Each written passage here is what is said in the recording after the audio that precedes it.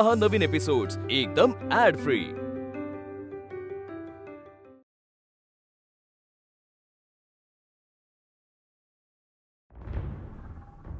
एवढ्या का घाबरलात? नाही, कोणाशी बोलत होतात तुम्ही फोनवर?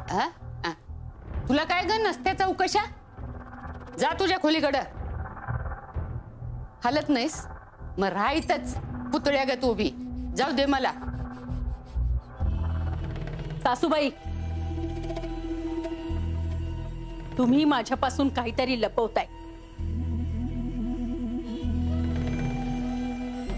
वय लपवत असल पर ते तुला का म्हणून सांगायचं? कोण तू?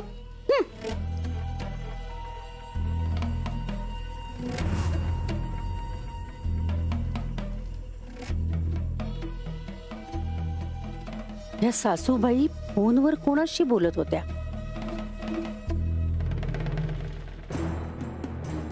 ही आईकडे असं काय पाहते?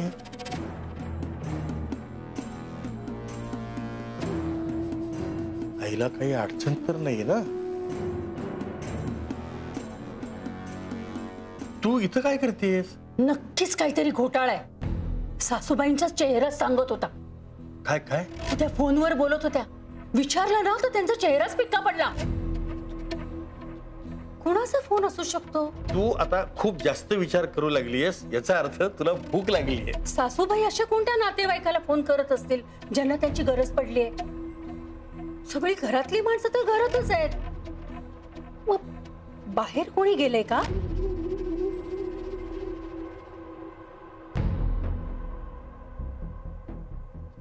अगं तुला आजची एक गंमत सांगायचीच विसरलो मी. हा, मुक्ता. मुक्ता काय मुक्ता? गंमत काय? मुक्ता असेल. ए मुक्ता, मुक्ता. अहो थांबा, हो. बघू दे आधी आहेत का? मुक्ता, मुक्ता. अहो काय तुम्ही काय मध्ये? चाललंय? कशाला हाक मारतेस? कशाला ओरडतेस तू एवढी? बहिणी, मुक्ता कुठे आहे? कुठे म्हणजे? आईच्या खोलीमध्ये झोपली. सासूबाईच्या खोलीत झोपलीये तर मग सासूबाई कोणाला फोन करत होत्या? तुला नक्की काय म्हणायचंय? हो, मी सासूबाईंना फोनवर बोलताना ऐकलं की लवकर घरी ये म्हणून. त्या कोणाशी फोनवर बोलत असतील?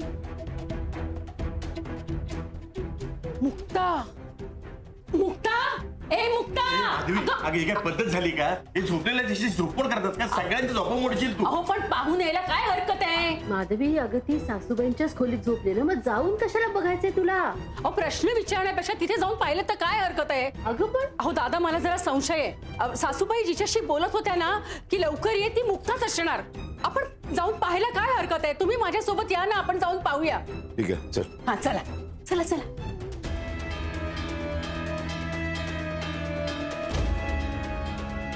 मी तुम्हाला खात्रीने सांगते, ती या खोलीत नसणारच हो. ही इथे कशी?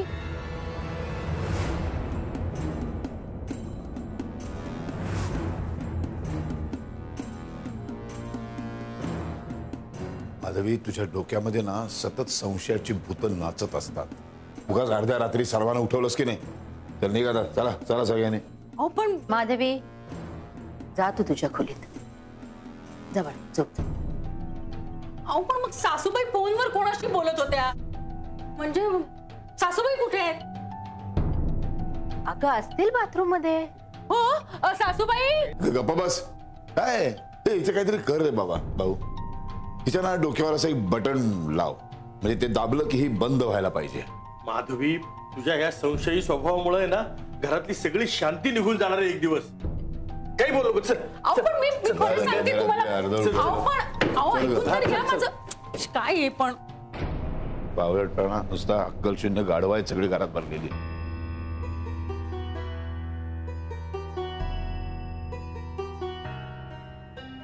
मुक्ता, उठ. गेले सगळे. बरं झालं तू वेळेत आलीस, नाही तर रात्रभर सगळ्यांना जागरण करायला लागलं असतं. आणि तुझी प्रॅक्टिस बंद झालीस ना, ती वेगळीच. आणि सासूबाई, तुम्ही जो काही चपळाई दाखवली ना लहान मुलासारखी, त्याला तोड नाही आहे काही. मेरा बचपन अभी तक गया नहीं, दिल तो बच्चा है.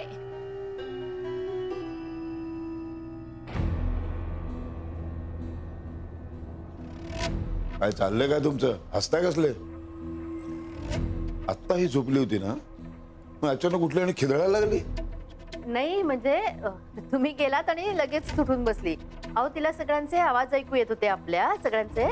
तिला वाटलं स्वप्न पडलं. आणि आम्ही माधवीच्या करामत सांगत होतो तिला. सासूबाई म्हणत होत्या माधवीला सिक्युरिटी गार्ड म्हणून नेमलं पाहिजे.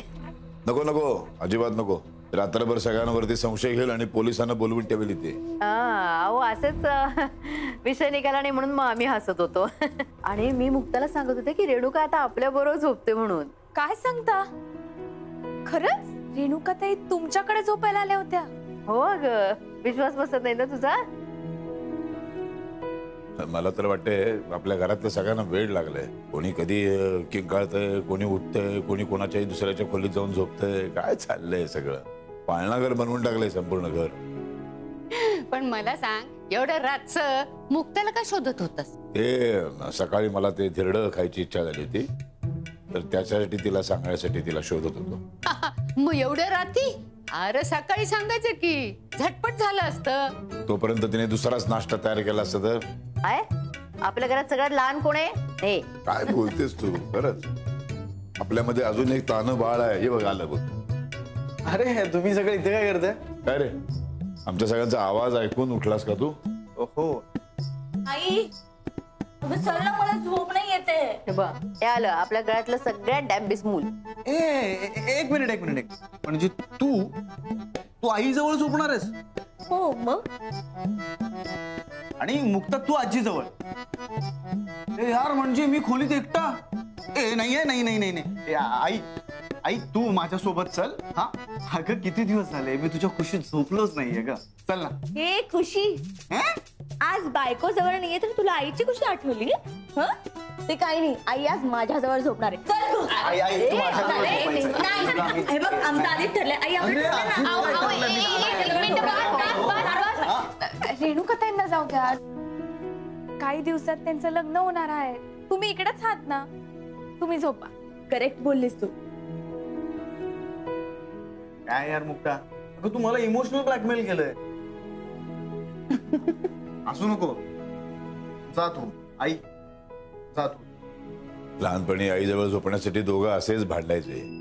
आणि मग या रेणुकाचं तोंड वैजयंतीकडे आलं की ते ह्याला आवडायचं नाही अजिबात. मग बापरे चिडायचा. मी रात्री चुकून सारांकडे वळले ना की उठायची लगेच. भोंगा सुरू लगेच, रडार रड. असंच आहे लहानपणापासून यायचं. अजून काय सुधारलेली नाहीये. अगं पण चला आता उशीर होतोय, झोपायला चला. थँक्यू. हो म्हणजे आता गुड नाईट म्हणायची गरज नाही. थँक्यू. चल ग. बाय.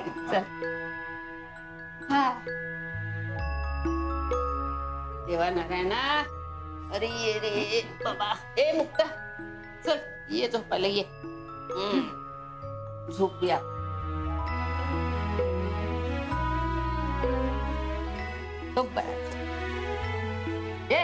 तू पळ की आपल्या खोलीत. ए काय गाची, अजून एक मांडी मोकळी आहे तुझी आणि तू मला कटवतेस? असं नाही चालणार. अरे हो.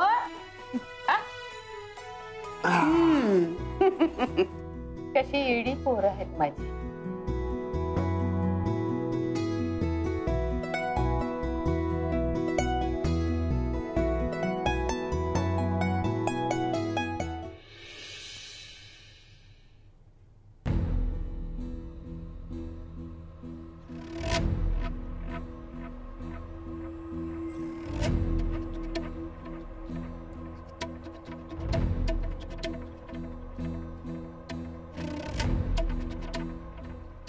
आज मुक्ता वेळेवर आली नसती तर नाही, पण मेहनत करणाऱ्या माणसाला नशीब साथ देत असतं हेच खरं आहे.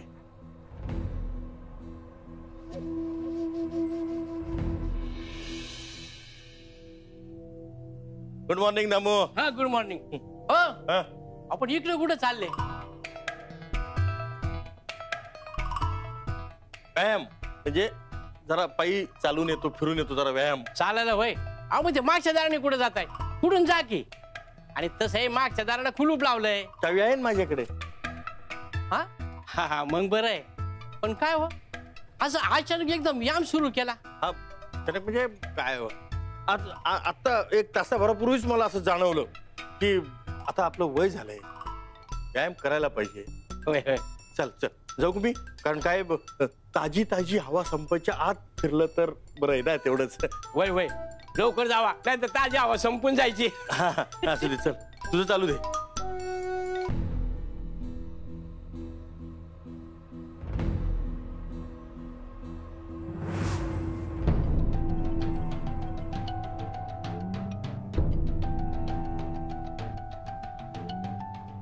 अरेच्छा, हा भाऊ एवढ्या सकाळी कुठे चाललाय?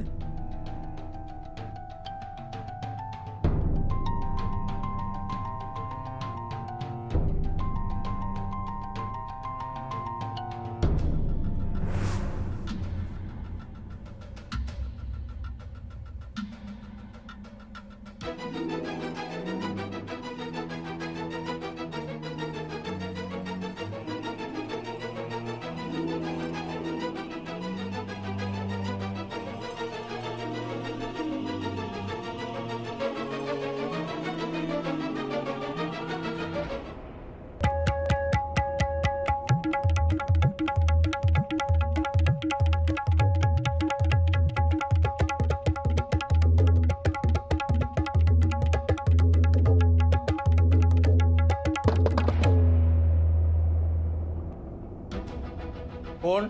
दत्ता, दार उघडा.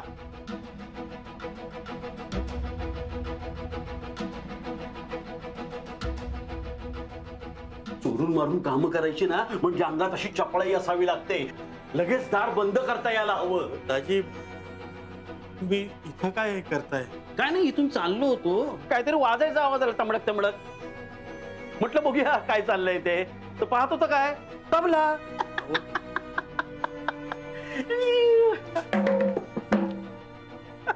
मला खूप आवडतो तबला.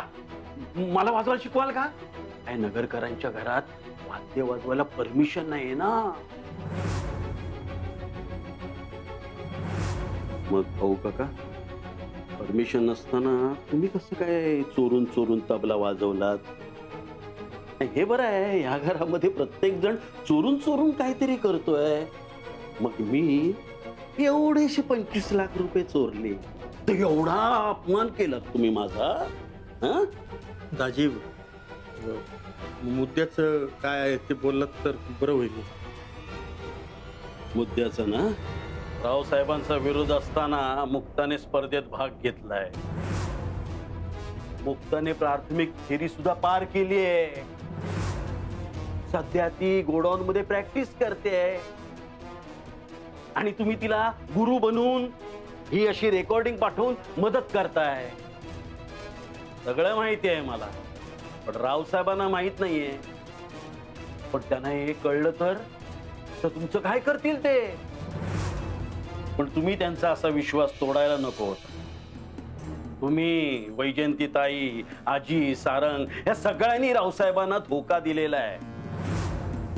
तुम्ही सगळे रावसाहेबांचे लाडके ना, मग मीच वाईट कसा? सख्ख्या बहिणीच्या नवऱ्याचा अपमान केलाय रावसाहेबांनी. पण तुमचं हे गुपित त्यांना कळल्यावर तसंच काहीतरी घडायला पाहिजे नाही का? हा, पण समान न्याय झाला पाहिजे. कारण प्रश्न असा आहे की ते माझ्यावर विश्वास का आणि कसा ठेवतील?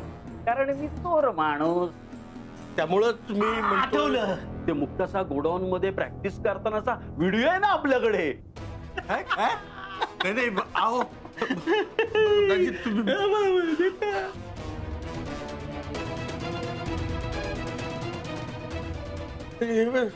हा, मस्त आहे ना. फक्त हा व्हिडिओ मी रावसाहेबांना सेंड करणार नाही. दाजी, तुम्ही एवढी मोठी चोरी केली घरात, तरी घरच्या सगळ्यांनी तुम्हाला घरातच ठेवून घेतलं, हाकलून नाही दिलं. त्यांच्या सगळ्या एवढ्या उपकाराची हे असे हे फेडताय का, पान फेडताय? चुकांमधून माणसाने शहाणं व्हायला पाहिजे. तुम्ही आता ठेवली अशी ती ही ठेवायची नसती. हे खुन्नस, अशी खुन्नस ठेवायची नसती दाजी. अशानं परत घर फुटल हो. यात वाईट काय? आमचीच बहीण अंबिका तुम्हाला सगळ्यांना साथ देते. खुशाल तुम्ही सगळे ना मी नीच आणि वाईट माणसं आहात. नीच तर आहेस मी, आणि माझा नीचपणा वेळोवेळी तुम्हाला दाखवत राहणार आहे. पण इतका पण वाईट नाही मी, कारण हा व्हिडिओ मी राव दादांना सेंड करणारच नाही. पण मी सांगेन तसं तुम्ही ते काय सभ्य लोकांनी, विशेषतः मुक्तानी ते ऐकलं पाहिजे. नाहीतर मी वाईट वागणार. अरे काही काळ मला तुमच्या टीमचा भाग म्हणून घ्या ना. काय म्हणतात ते, एकमेका सहाय्य करू आणि काय धरू ते सुपंथ, ते करू. तुमच्या दाजीना नाराज करू नका, कळलं ना? नाहीतर मी तुम्हाला सगळ्यांना आहे ना फटकन रस्त्यावर आणीन, नाही का?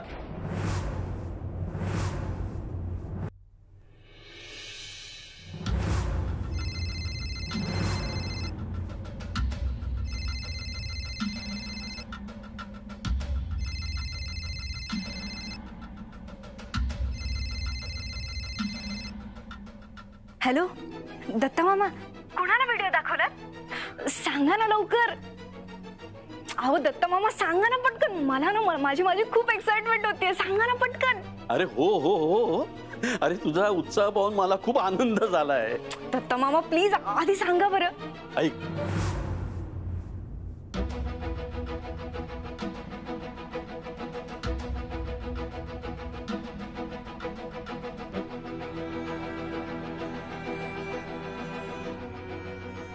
भाऊजी, भाऊजी अहो काय झालंय?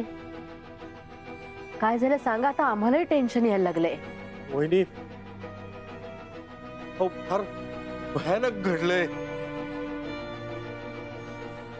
अहो दत्ता,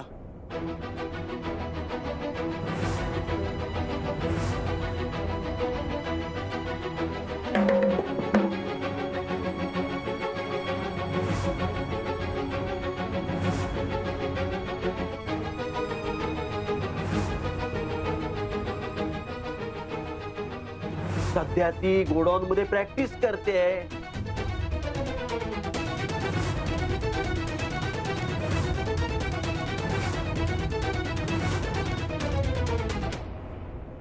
बरोबर केलं तुम्ही.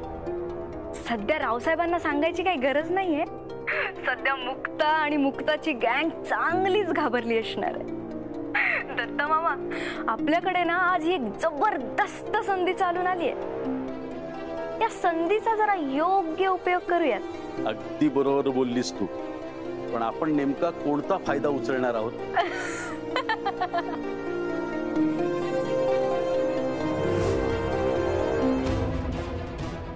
मला नाही वाटत दादांना लगेच काही सांगतील. लगेच सांगून विषय संपवणाऱ्यातले नाही आहेत ते. या गोष्टीचा नक्कीच काहीतरी मोठा फायदा घेणार. फक्त काय फायदा घेतील हे माहित नाही.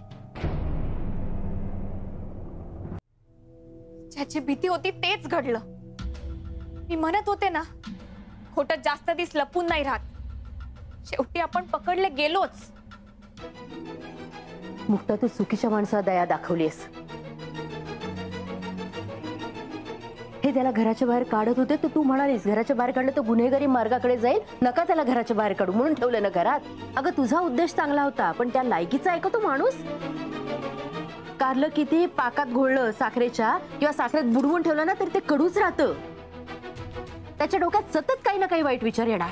कधी सुधारणारातला नाहीये तो. पण मोठे मला वाटलं होतं की चोरीच्या प्रकरणातून वाचलेत तर जरा सुधारतील, चांगले वागतील. तो नाही, उलट मायच सूट घ्यायला निघालेत. पण यावेळेस मात्र मी त्यांना सोडणार नाही. चांगलीच अद्दल शिकवणार आहे. मी आलेच. हा मुक्ता, हे बघ तू एकटी जाऊ नकोस, मी पण तुझ्या सोबत येतो. नाही नको. आता जे होईल ते त्यांच्या मायात होईल. त्यांना आता ठणकावून सांगायची वेळ आलीये की मी बाई आहे म्हणून मला कमजोर समजू नका. मी आलेच.